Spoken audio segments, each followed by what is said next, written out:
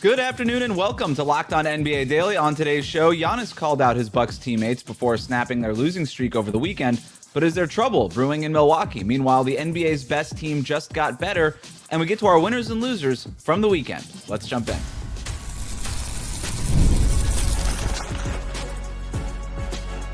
You are Locked On NBA, your daily NBA podcast. Part of the Locked On Podcast Network, your team every day.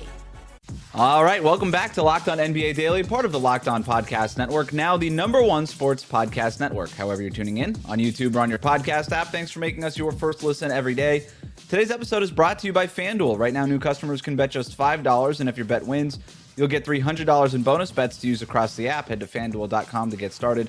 I'm Wes Goldberg. Today, we're talking about whether the Thunder can break the single-season wins record. We're doing it with the help of Locked On's local experts. I have two of the best with me, as always, from the Locked On Nuggets podcast. He's a senior NBA writer for the Action Network. It's Matt Moore. Matt? Welcome to December. This is when the teams start to get peeled away. You can find out who's real and who's not. We'll talk about it this week. From the Locked On Bulls podcast, he's also a Bears and Bulls creator for Bleacher Report. It's Haize. It's been a fun holiday weekend, probably the longest I've taken out for work in my adult life, and now we're right back to it. Good for you, man. Let's start with the Milwaukee Bucks, who snapped a 7-game losing streak against the Nets on Saturday after Giannis called out the team after a loss to the Knicks on Friday. He said, quote, "Nobody should have a personal agenda. Nobody should worry about what they want from themselves. Worry about only winning, a winning mentality, a winning mindset. The more we can win the games, the more everything takes care of itself." End quote. Here's more from Locked On Bucks. It wasn't just, Giannis was on, and that's the reason why. Giannis missed 5 games in November. So it wasn't just that. The numbers, even with him on the floor, were trending in a very, very bad spot. For all intents and purposes, you're a bottom 10 team in offense, defense, and net rating. That is nowhere near where this team needs to be. And, I mean, you mentioned the standings. I think December is very important for this team. So the Milwaukee Bucks are not where they want to be in the Eastern Conference standings. If the playoffs started today, the Bucks would not even be in the play-in tournament, Matt. And it's not just because Giannis missed a bunch of time. They're 8-7 with Giannis. Not exactly inspiring. What's going on with the Bucks? It's tough because I thought they were actually playing some pretty good basketball before Giannis got hurt. And I think that some of it might just be that he came back and there's always a little bit of a shake. Like, he was only on 5 games, like they said, but there is a little bit of a shake when a big piece comes back. You got Kevin Porter Jr. coming back in for the first time. That kind of, like, everything's a little different now and you got to get used to it. Plus, I do think they just kind of ran into, like, really good teams. Like, they ran into some really good opponents. Like, they're probably, I mean, they got back in the win column and then they're facing the Wizards tonight. So it will look better after tonight. One of the problems is just, like, they could be a really good team, I feel like, but they are not. Just, you know, some teams it's like, oh, they're 1 guy short. This Bucks team is like 2 to 3 guys short. And that I just don't think is good enough. They're going to have to get, I think, aggressive and trying to rework the roster on the fly this season in order for them to get where they want to go. Like, they ran everything kind of back except for adding Miles Turner, and that wasn't enough because they lost Brook Lopez. So it's like, you lost Brook. Like, you got Miles, but you also lost Brook. So I just think they're going to have to get a little bit more creative here and try and work some trades and hope somebody's willing to take Kyle Kuzma. Yeah, you guys know I was never like too high on the Bucks. I did appreciate when they were playing, really well, kind of surprising to start the season. But I think the recipe is still Giannis and shooters. But to Matt's point, a big part of this is they're going to have to be aggressive. We heard about the interest in Zach LaVine, them doing their due diligence on that and possibly including Kyle Kuzma. I think that says that the Bucks realize that we still need work to do on this roster, and Giannis is going to continually have that pressure on this team. The Bucks are like terrified he is going to request out or decide to go somewhere. So, that little bit of pressure and motivation is probably going to keep them always looking at improvements on the roster. And they do have some contracts and whatnot that they can look to do that on. But if they want to be like true contenders in this Eastern Conference, I do think they are a major piece or two away. Giannis was talking about after that loss against the Knicks. And do we even count the win against the Nets? Should that count as breaking the losing streak? That's like half a win. It barely even counts. But after that game against the Knicks, he was talking about how they got to do the little things. It's the little things that's going to carry them. And then you look at the 4 factors and where Milwaukee ranks in all the 4 factors. It's near the bottom of the league in everything other than effective field goal percentage. Yeah. Essentially, if the Bucks don't make a bunch of shots, they lose these games. They're not winning the possession battle. Doc Rivers, I think, said it really well and succinctly when he said, we're not winning the possession battle, and if we do win the possession battle, we have Giannis, so chances are we're going to win the game. And I think that's, if you're Milwaukee, that's the sort of thing that you're trying to look to shore up or maybe even make better through some trades. But I guess the next logical step here, guys, is if Giannis is talking about his team like this right now and things don't get better, is this leading to that nightmare scenario for Bucks fans, Matt? Yeah, I just don't think he's going to stand for losing. And that's kind of the thing. It's just, I think he's willing to I don't think you have to be a super contender. I don't think you have to be the Thunder. I don't think you have to be the Rockets. I don't think you even have to be the Pistons or Cavs or Heat. I just think that you can't be a sub 500 team. Like if they're under 500, there's no question. He's got no question, because I don't know what Giannis really wants. I would expect if they're under 500 that he'll go ahead and press the button. Yeah, I mean, Giannis, he's been very, succinct in the fact that he said that, as long as he feel like there's a chance to compete there. And I think that it's just the Milwaukee Bucks have to continually show that they are willing to make moves to keep trying to improve that team. I don't think Giannis wants to leave Milwaukee, but I do think he will leave Milwaukee. He feels like it's not giving him a chance to truly compete at this point in his career. And that's what the Milwaukee Bucks job is to do, is to keep changing the roster as much as they need to get this team to a point, regardless if it's slightly above 500 or 10 games above 500, they do need to be a team that's winning more than losing for Giannis not to ask for that trade. So both of you mentioned changing over the roster. Is there, I'm not going to ask you to name names necessarily because we don't have to do the whole trade machine thing, but is there a type of player? Is there a specific need? Like, Haize, what are you looking at when you see this Bucks roster and you're trying to think of something that they need? Because you see, Kevin Porter Jr. is back. That's a pretty decent scorer. Ryan Rollins has taken a leap. He's been a big addition for them. But what else is it that they need? I mean, I think they do. It's why I was so favorable on the Zach LaVine to Milwaukee thing, because I think that type of player that can play off ball, he's a really good catch and shoot player. He can do some of that, but then as well as the Giannis off the court minutes, it's somebody who you can go to that can do some scoring for you as long as he's playing with the defensive big and stuff like that. Like Zach LaVine is, he's a good basketball player. I think he hasn't always been in the best situations, and I think that type of player that can do some of those things, it doesn't have to be Zach exactly, but somebody that can score, play off Giannis, but also when Giannis is sitting, you can go to for a little stretch there. I think that's the perfect type of player for this team. I kind of wonder if it's a big. I know they got Miles Turner. I know you want to play Giannis at small forward, but I just kind of wonder if you need another body. One, to be able to let Giannis sit and be okay, right? Because he's going to miss more games, and you're going to need somebody to step in and kind of cover it. It is very unnervingly glaring. Like right now, they have this is Data Baller that takes out low leverage possessions. They have a 126 offensive rating with Giannis and a 106 without him. It's 20 points of difference. Bucks fans were trying to make the argument about that being his MVP case this weekend. I'm like, no, it's about what you do on the court. But from a team building standpoint, you have to address that. Like, you got to get somebody who can kind of hold up. And I worry about LaVine because I don't know that LaVine can do it. Like, I love Zach LaVine and want good things for him and want him to be on a winning team. I don't know that Zach LaVine is like, oh, the minutes without Giannis are better because Zach LaVine's been great. I just don't necessarily see that happening. I think it's more of you got to go for a big that can help you get there. And there's not a lot of those, but there is one in Sacramento that might be open to it. Ooh. You're talking about Precious Achiuwa? No, not Precious Achiuwa. Move Giannis to small forward. You move Domantas Sabonis to power forward and Miles Turner at center. You play 5 out. Sabonis and Turner again, reunited in Milwaukee. Yeah, let's go back to it. The Thunder are the NBA's best team, and they just got better over the weekend. We're going to talk about that next. Today's episode of Locked on NBA Daily is brought to you by Prize Picks. The holiday season is one of the best times of sports, bowl games, big basketball matchups, playoff pushes, and it's all happening at once. And while we're all making choices every day, one of the most fun places to make the right call is on Prize Picks. Prize Picks is the easiest way to get in on daily fantasy. Just pick more or less on at least 2 player projections, lock in your lineup, and you're in the game. It's simple, fast, and available in 45 states, including California, Texas, Florida, and Georgia.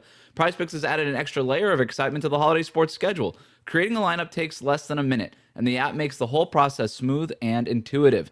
You can choose from a huge range of unique stats, fantasy scores, field goal attempted, free throws made, turnovers, whatever fits your strategy. The early payout feature is a great bonus. When your lineup starts strong, you may get the option to cash out early.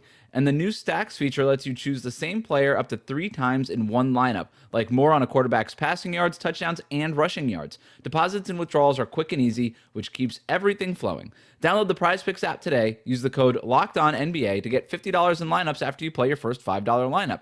That's code LOCKEDONNBA to get $50 in lineups after you play your first $5 lineup. PrizePicks, it's good to be right. Welcome back to Locked On NBA Daily. The best way to support the show is to subscribe on YouTube. We air Monday to Friday at 1 p.m. Eastern, wherever you get your podcasts. Let's talk about the Oklahoma City Thunder with wins over the Suns and the Trailblazers over the weekend.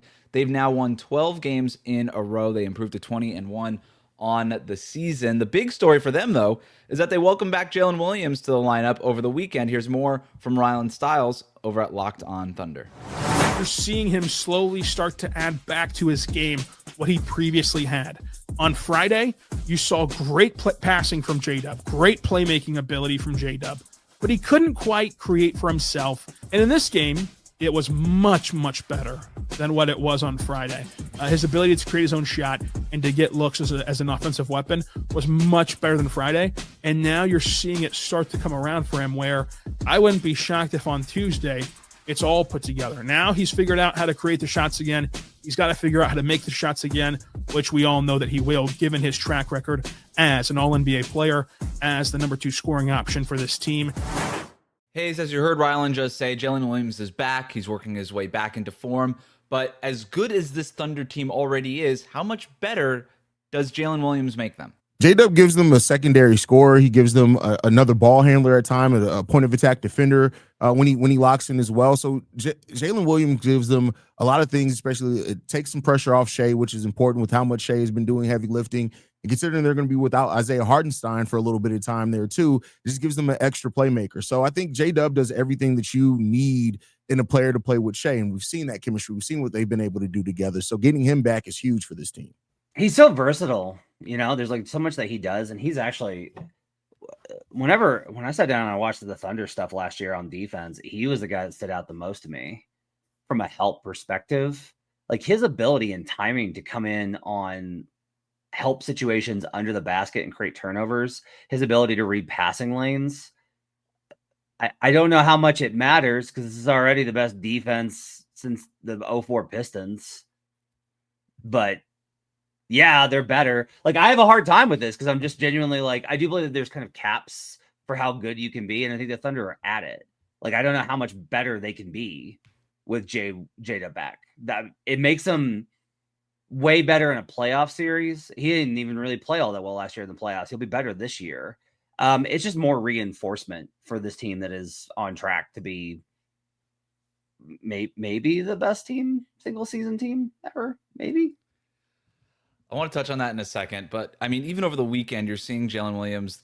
He's already Oklahoma City's best cutter, has been for a while, and you just have him now playing off of Shai Gilgeous-Alexander, and he's also Shai's best 2-man game partner among the sort of other perimeter players on the team, and you're already seeing them lean back into that pick and roll stuff. And then when Jalen Williams is able to sort of carry that offense in that stretch where Shai has to take his rest.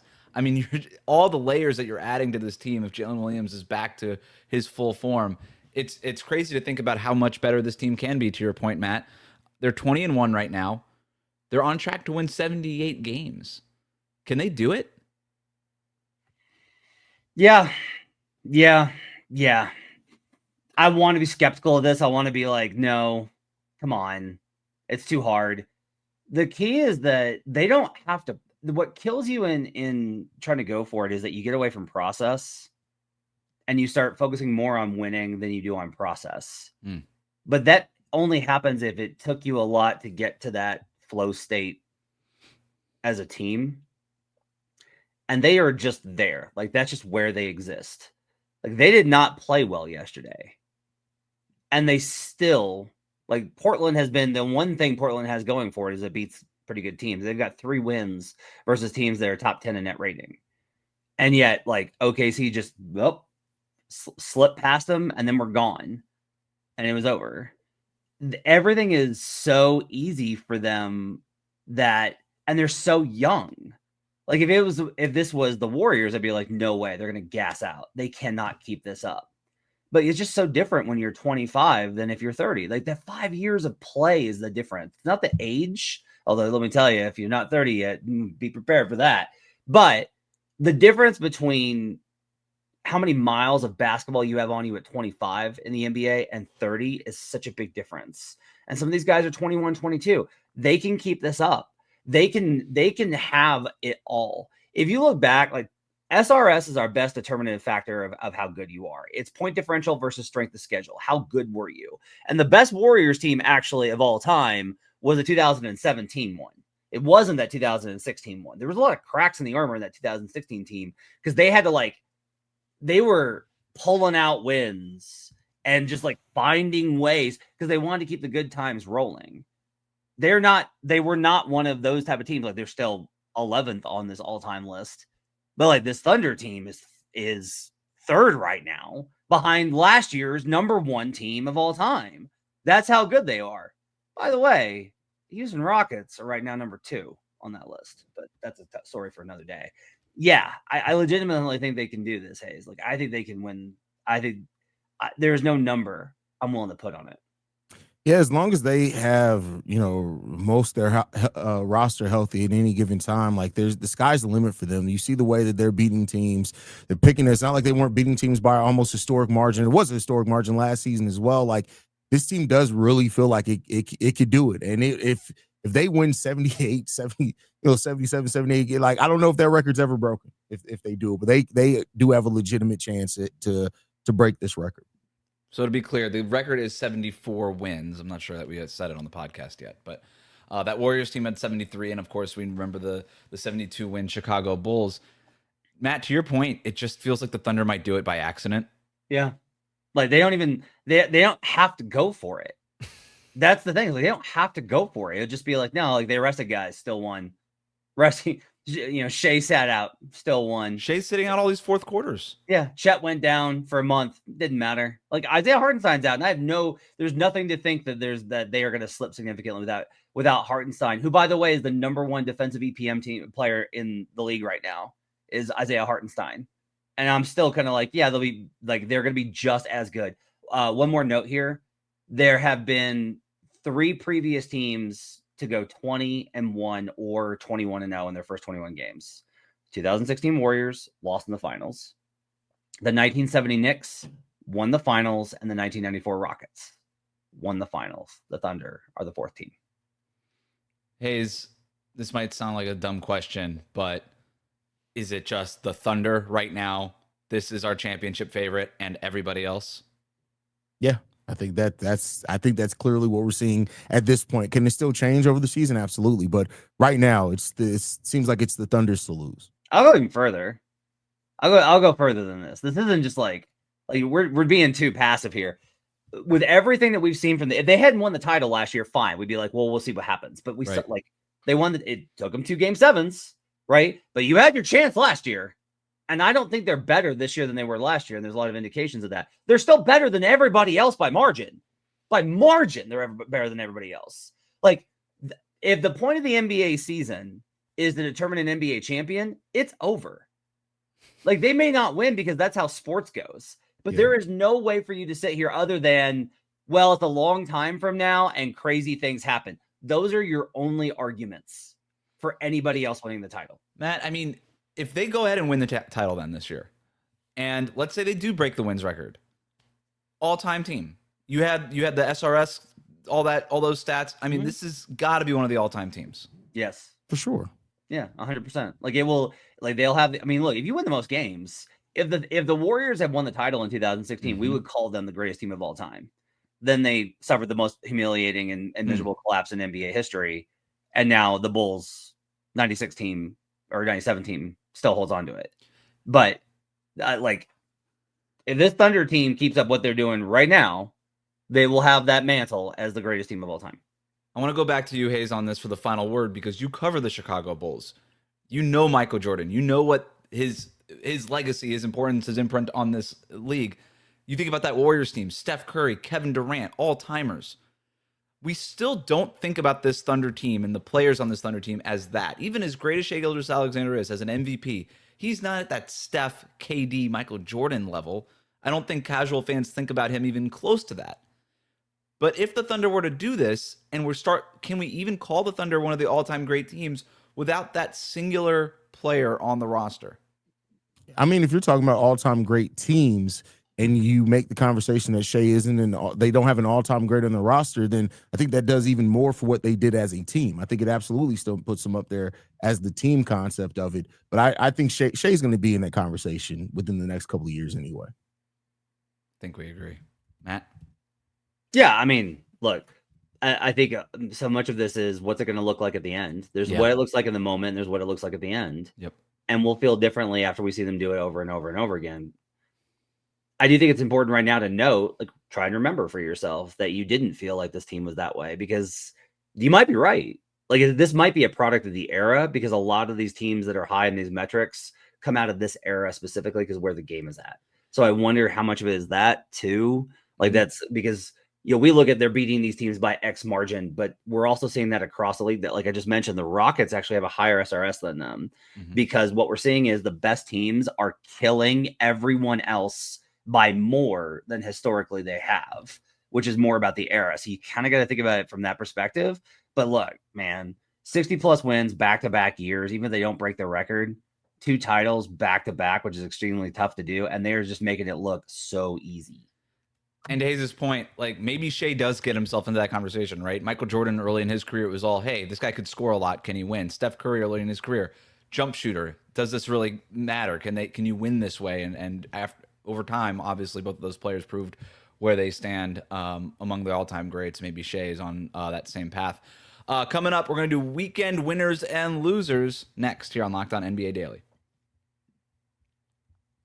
Today's episode is brought to you by FanDuel. NFL Sundays move fast. One big play and suddenly everything feels different. That's what makes live betting with FanDuel so exciting. You're not just watching the game, you're reacting to it in real time. With FanDuel, you can place bets as the action unfolds, every drive, every momentum swing, every highlight moment. Live betting is best when the game starts to shift, a receiver gets hot, a defense tightens up, or the momentum flips after a turnover. FanDuel lets you jump into that moment. Live spreads and money lines adjust instantly, and player props update as guys heat up. You can bet next touchdown scores, drive results, totals, and more. That it keeps you locked into every snap, every drive, and every possibility. So if you want to be right in the middle of the action this season, visit FanDuel.com and place your NFL live bets all season long. FanDuel, the game moves fast, so can you. Welcome back to Locked On NBA Daily. The Locked On Podcast Network is a show for every team. Check out Locked On Bucks and Locked On Thunder for more on today's top stories. It's Monday. Let's do what we do every Monday here. Weekend winners and losers. Matt, we'll start with you. I got a lot of losers. I don't have as many winners. I would like more winners. I want to be more positive. But what's up with the Cavs, man? They lose on Friday in cup play. Then they lose again on Sunday to the Celtics. This team does not look right. I don't know what's going on, and I don't know how to really explain it. I got to go listen to a little bit of Locked On Cavs to get kind of the word from Danny on what's going on, because he's got a very level head about this.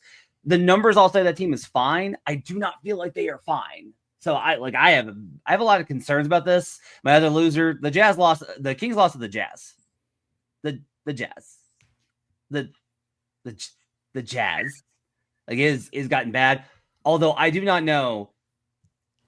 Is there how much lower is it going to get for the Clippers, Haize? Like, how much lower can it get for this Clippers team than where they're at right now?